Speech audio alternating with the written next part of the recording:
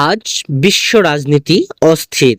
যুদ্ধ, অর্থনৈতিক নিষেধাজ্ঞা, মানবিক সংকট সব মিলিয়ে এক নতুন বাস্তবতা তৈরি হয়েছে।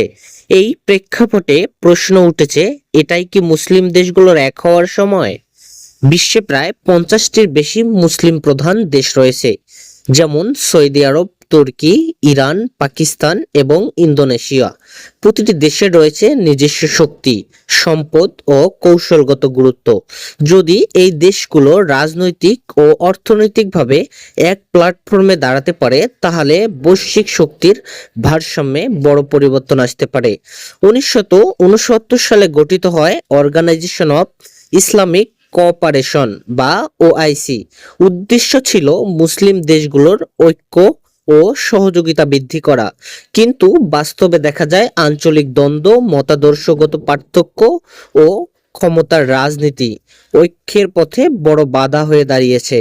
অর্থনৈতিক দিক থেকে দেখলে মুসলিম বিশ্বে রয়েছে বিপুল তেল, গ্যাস সম্পদ, বিশাল জনশক্তি এবং কৌশলগত বাণিজ্য পথ।